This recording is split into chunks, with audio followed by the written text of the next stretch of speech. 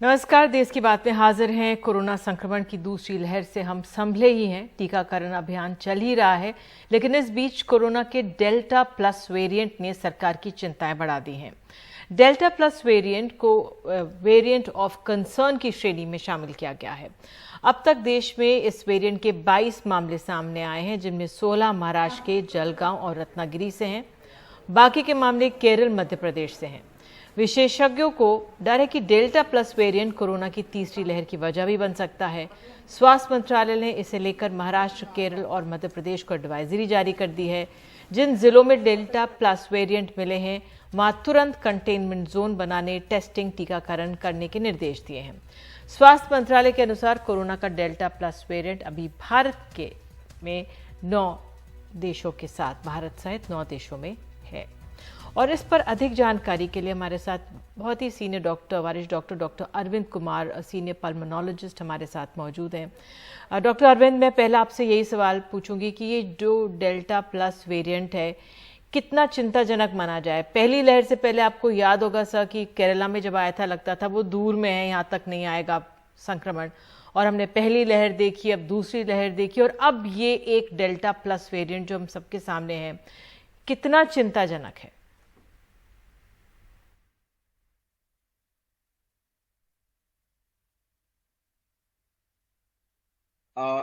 निधि जी, ये चिंताजनक है। वो इसलिए कि हमने पिछले एक साल में एक चीज बड़ी क्लियर सीख ली है कोविड के मामले में, कि यह वायरस किसी तरह की देश की सीमाएं, राज्य की सीमाएं या किसी भी तरह की सीमा को या नेशनलिटी को रिस्पेक्ट नहीं करता है। ये हमने लास्ट ईयर गलती की थी कि कोई चीज जैसे एक स्टेट में हो रही थी, और जो इस बार भी गलती हुई कि जब ये सेकेंड वेव शुरू हुई तो पहले एक महीने तक इसने महाराष्ट्र में कहर ढाया था, और पूरे देश के बाकी राज्यों में लोगों ने वो चिंता का एटीट्यूड नहीं दिखाया जो एक्चुअली दिखाना जाना चाहिए था। शायद ये सोचते रहे कि अरे ये तो महाराष्ट्र की प्रॉब्लम है, दिल्ली में नहीं आएगी, यूपी में नहीं आएगी, लेकिन वो धीरे धीरे आई और उसने पूरे देश में कहर बरपाया। तो अब हमें कम से कम उससे सीख लेना चाहिए कि कोई भी चीज को हमें छोटा या एक जगह कन्फाइंड समझ के उसको अंडर प्ले करने की गलती नहीं करना चाहिए। और ये डेल्टा प्लस वेरिएंट जो है, ये डेल्टा वेरिएंट की तरह हाईली इन्फेक्शियस है, और जो सबसे बड़ा इसका एक पॉसिबिलिटी जताई जा रही है कि हो सकता है जो नॉर्मल कोविड से जो होने वाली एंटीबॉडीज हैं उनको ये एस्केप कर जाए। तो ऐसी सूरत में जो हम कहते हैं कि जिसको अभी कोरोना हुआ है, कम से कम 3 से 6 महीने के लिए तो वो प्रोटेक्टेड है। हो सकता है इसके साथ में वो बात भी सही ना हो। निधि जी, ठीक है सर, मैं जल्दी जल्दी कुछ सवाल आपसे पूछना चाहती हूँ। क्या इस वेरिएंट का, डेल्टा प्लस का, हम इलाज जानते हैं? और जैसे हमने पहली लहर और दूसरी लहर में अंतर देखा था, पहली लहर में हम पीपीई किट्स और मास्क की बात कर रहे थे, दूसरी लहर में हमें ऑक्सीजन की कमी पड़ गई थी। तो ये वाला वेरिएंट है, इसका क्या हम इलाज जानते हैं और इसके क्या सिम्टम्स होते हैं?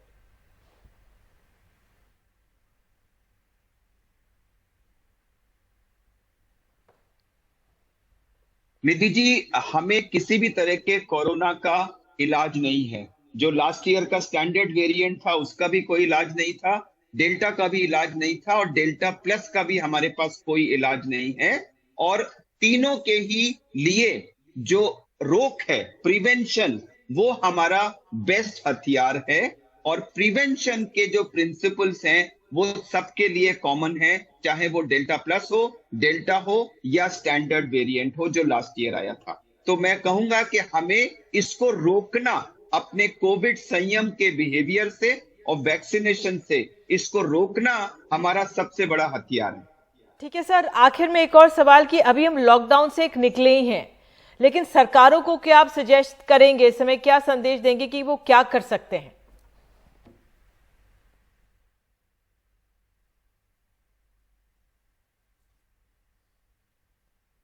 देखिए, सरकारों को लॉकडाउन को बड़े धीरे धीरे इसको ओपन करना चाहिए, और मैं सरकारों से ज्यादा अपने देशवासियों को यह संदेश देना चाहता हूं कि कृपया जो गलती हमने जनवरी फरवरी में की थी वो गलती ना करें।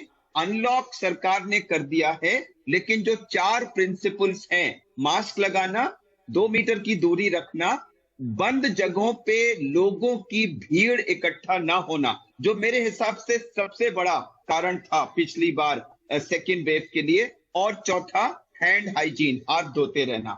ये चारों चीजें, और उसके साथ साथ पूरे जोर शोर के साथ वैक्सीनेशन करवाना, अगर हमने ये 5 चीजें की तो शायद हम डेल्टा प्लस वेरिएंट के खतरे से अपने को बचा पाएंगे।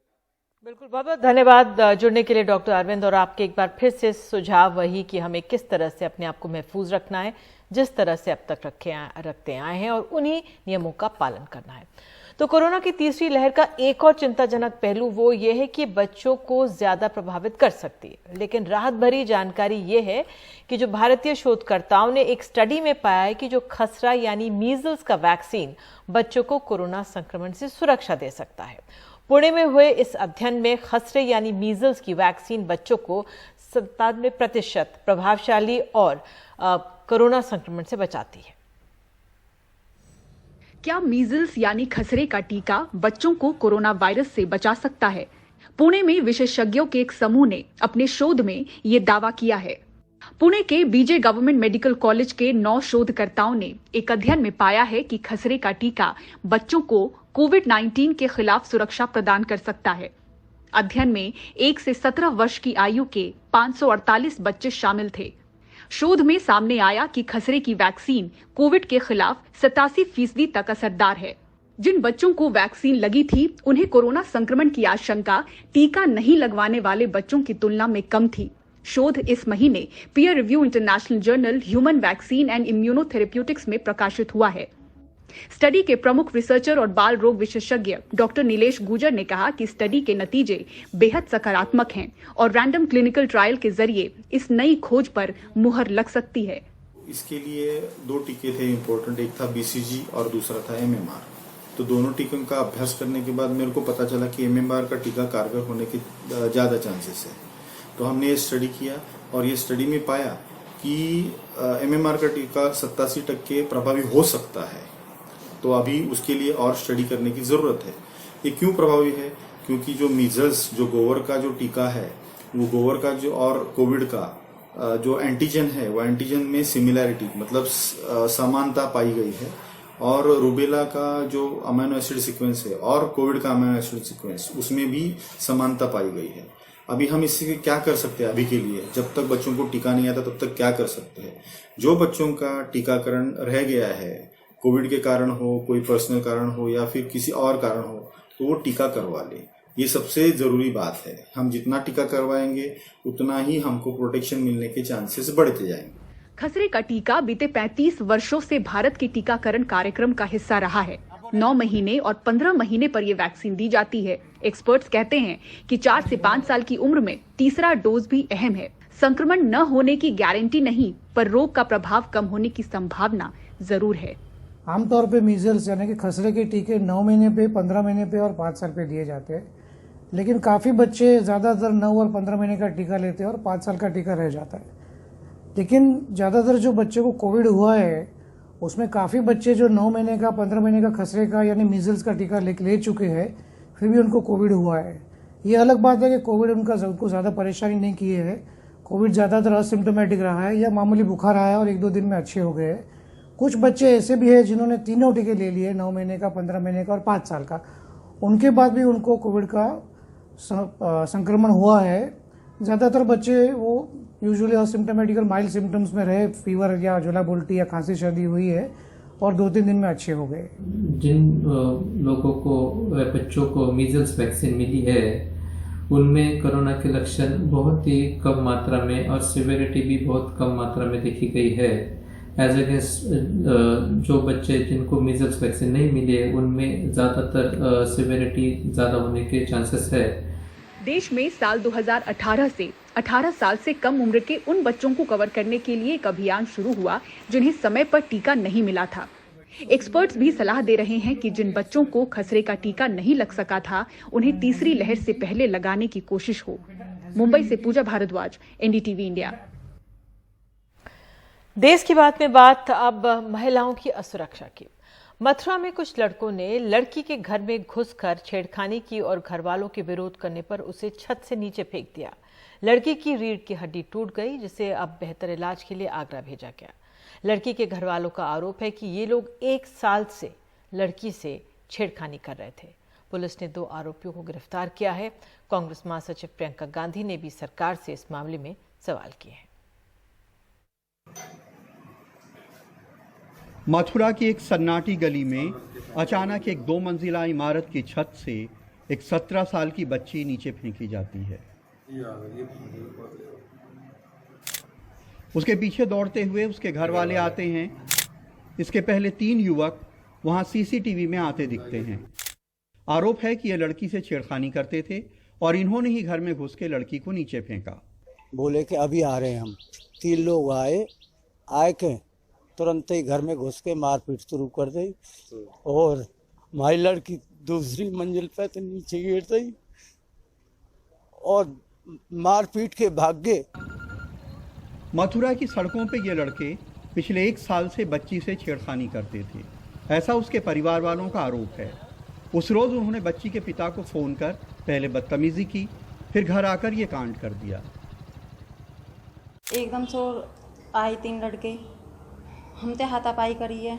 हमने एक लड़का बंद कर लिया, फिर 2 जने मौका पा गए कि वो लड़का बंद है, हमारा वाकई में ध्यान चलेगा। वहाँ ने हमारी ननद को ऊपर ले गए खींच के जबरदस्ती और ऊपर से 3 मंजिल से नीचे फेंक दिया है। बच्ची गंभीर हालत में मथुरा के एक अस्पताल में भर्ती की गई। डॉक्टर्स का कहना है कि उसकी रीढ़ की हड्डी टूट गई है। बेहतर इलाज के लिए अब उसे आगरा के एक अस्पताल में भर्ती किया गया है। पुलिस ने 2 आरोपियों को गिरफ्तार कर उन पे आईपीसी की दफ़ा 323, 307, 452, 504 और 506 के तहत मुकदमा दर्ज कर जेल भेज दिया है। इस घटना के संबंधित सभी पहलुओं को विवेचना में शामिल किया जा रहा है। सीसीटीवी फुटेज भी हैं। इसके अतिरिक्त परिजनों से आकर के हमने भी विस्तृत जानकारी प्राप्त की है। जैसे ही बालिका अपना पूरा बयान दर्ज कराने की स्थिति में होंगी और जानकारियां प्राप्त करके अति शीघ्र इस घटना का सही अनावरण किया जाएगा। इस बीच कांग्रेस महासचिव प्रियंका गांधी ने इस पे एक ट्वीट कर सरकार पे हमला किया है। उन्होंने लिखा है कि यूपी में महिलाओं के खिलाफ ऐसे अपराध हो रहे हैं कि रूह कांप जाए, लेकिन सरकार सो रही है। मथुरा में 1 साल से लड़की को परेशान कर रहे गुंडों ने घर में घुसकर उसे छत से फेंक दिया है। उसकी उम्र 17 साल है। घर वाले कहते हैं कि 1 साल से उसके साथ छेड़खानी हो रही थी। एक 16 साल की बच्ची की उम्र क्या होती है? क्या ट्रॉमा होगा उसका कि घर से बाहर भी ना निकल पाए, स्कूल भी ना जा पाए। शायद रोज़ सोचती हो कि आज बाहर निकलने पे क्या होगा, और क्या बेबसी होगी उस बच्ची की और उसके घर वालों की कि उसके घर में घुस के छत से उसे फेंक दिया जाए। मथुरा में सौरभ गौतम और राजेश गुप्ता के साथ कमाल खान, एनडीटीवी इंडिया। और देश की बात में लेंगे एक छोटा सा ब्रेक। आगे है मध्य प्रदेश में जो रेत माफिया है उसके हौसले क्यों हो रहे हैं बुलंद।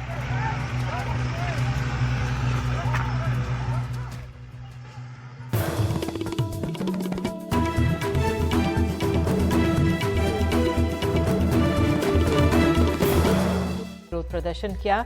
नर्सें काफी पहले से कोविड भत्ते और छुट्टियों जैसे कई मांगे कर रही हैं। कोविड की दूसरी लहर थमी नहीं कि लोगों ने कोविड नियमों की धज्जियां उड़ानी शुरू कर दी हैं। मुंबई में रेलवे स्टेशन, बस स्टॉप और बाजारों में खूब भीड़ जुट रही है।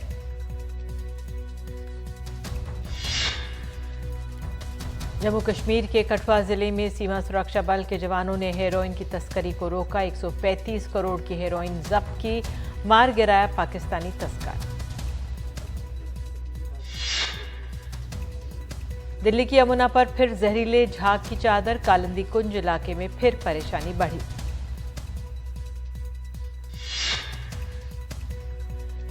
राष्ट्रीय स्तर पर कई स्वर्ण पदक जीत चुकी भारत की पहली विकलांग निशानेबाज दिलराज कौर आर्थिक तंगी से घिरी। देहरादून की सड़कों पर चिप्स बेचने पर मजबूर।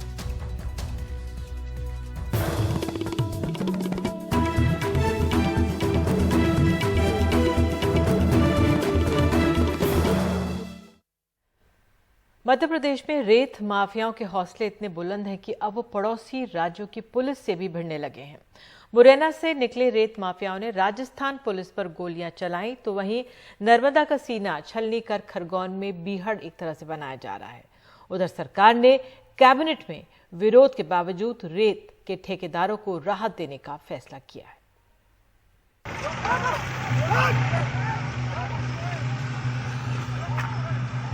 रेत माफिया मुरैना से 4 ट्रैक्टर ट्रॉली चंबल से अवैध रूप से रेत भरकर धौलपुर जा रहा था। पुलिस ने उन्हें रोकने की कोशिश की, लेकिन वे नहीं रुके।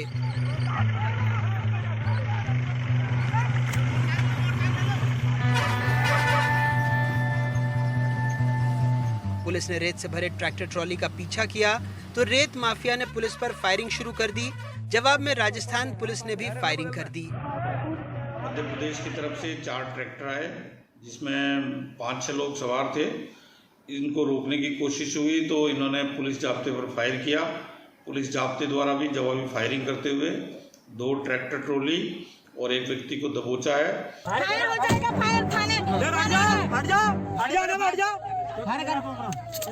अवैध हथियारों से लैस रेत माफिया ने मंगलवार को मुरैना में ही एसडीओ श्रद्धा पांडरे पर 11वीं बार हमला किया। कुछ दिनों पहले ही उनकी टीम को घेर कर हमला किया गया था। तुमने जानबूझ के ट्रैक्टर दिया, जानबूझ के नहीं।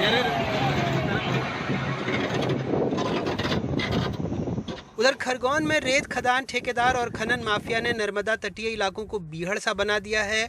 लॉकडाउन के दौरान भी महेश्वर कसरावत क्षेत्र में नर्मदा तट से लगे हिस्सों में जमकर रेत निकाली गई।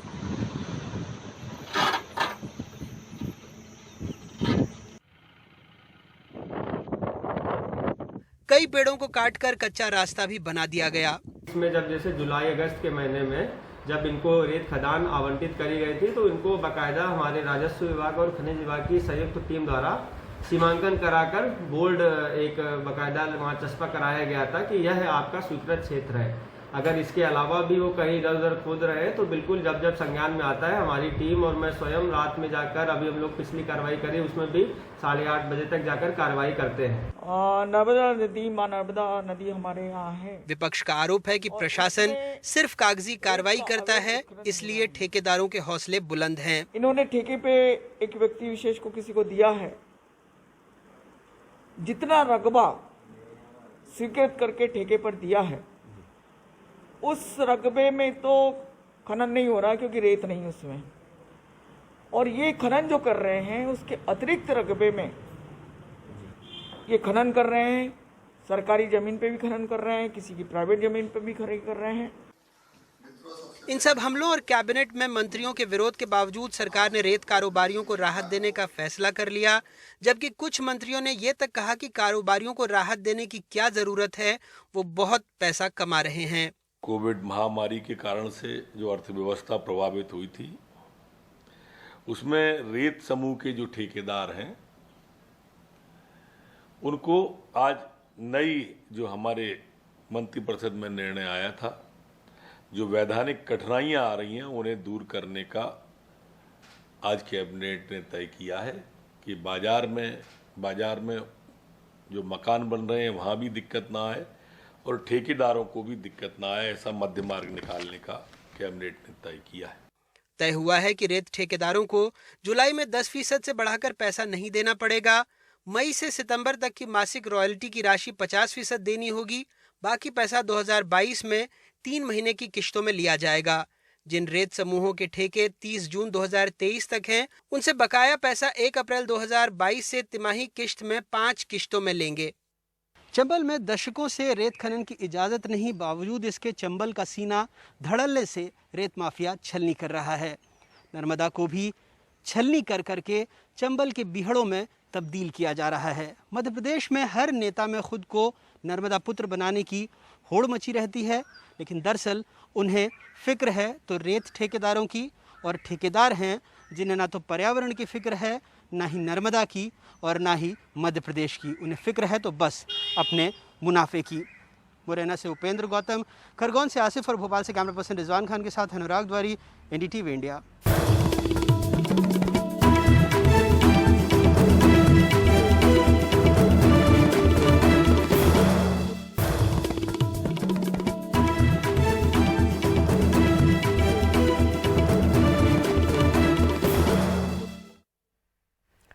पिछले 8 साल से 27 आरोपी कर्नाटक की जेलों में यूएपीए के तहत बंद हैं। इनका ना तो अब तक ट्रायल शुरू हुआ है, ना ही चार्जेस ही फ्रेम हुए हैं।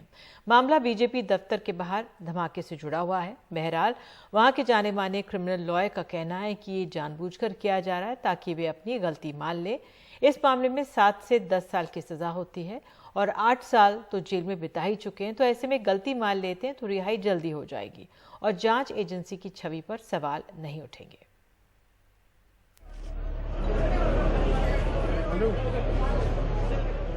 17 अप्रैल 2013 की दोपहर बेंगलुरु में बीजेपी मुख्यालय के बाहर इतना तेज धमाका हुआ कि काफी दूर तक आवाज सुनाई दी।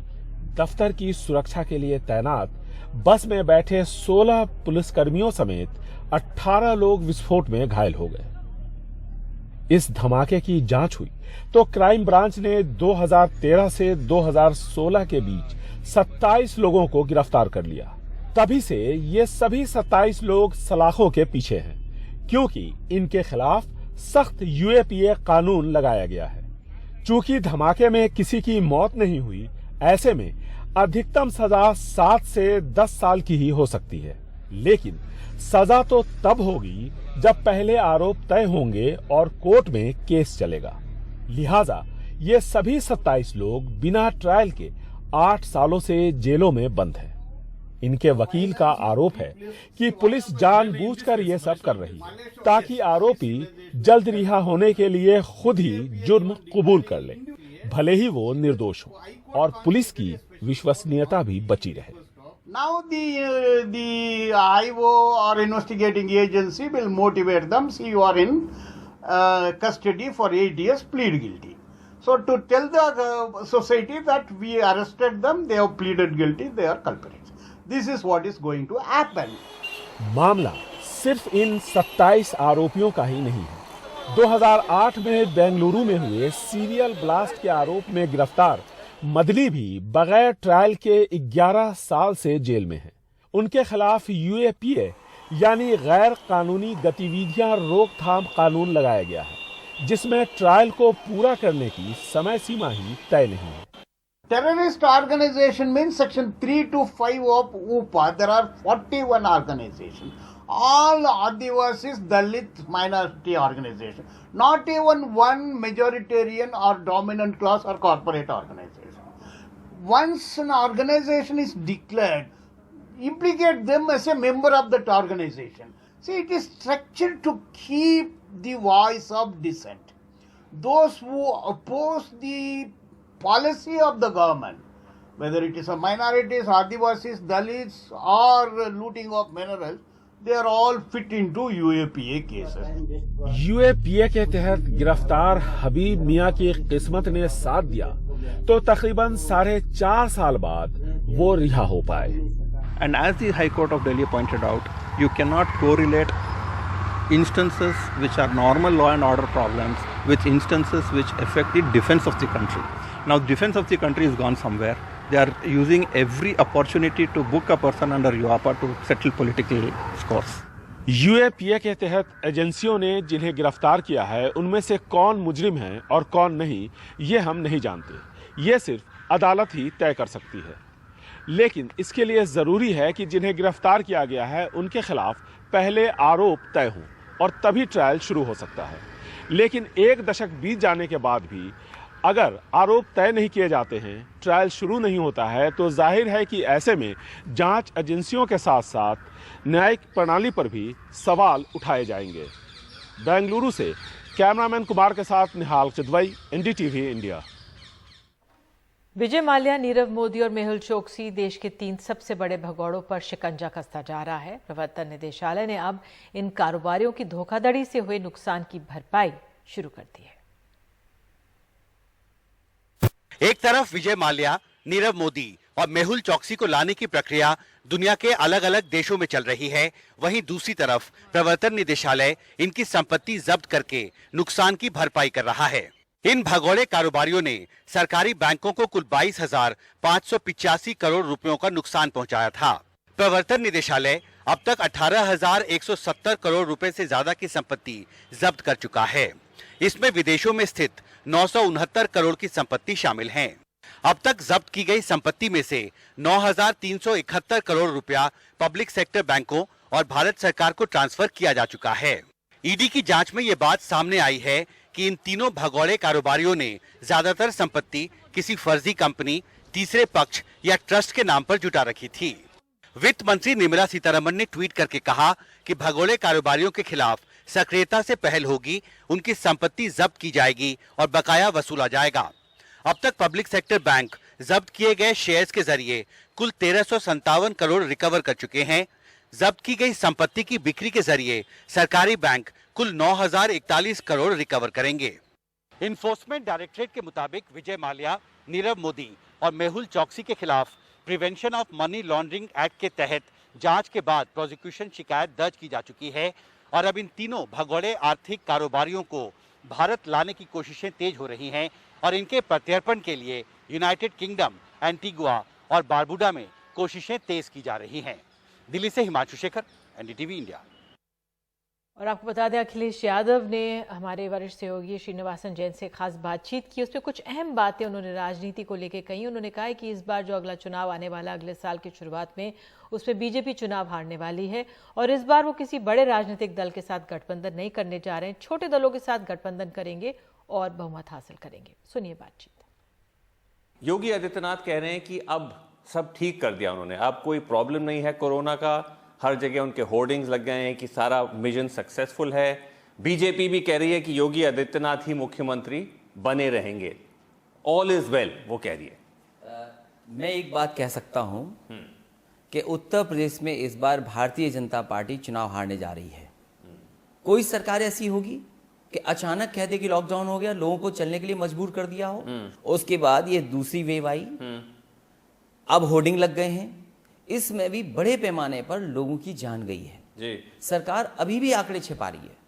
अगर हम एक महीने का पॉलिटिकल एक्टिविटीज देखें तो लखनऊ में बैठक, दिल्ली में बैठक, इन्हें जान गई उसकी परवाह नहीं है। लोग जो परिवार के जान चली गई जिनकी कोविड में, उसकी परवाह नहीं, केवल इन्हें कुर्सी की चिंता है।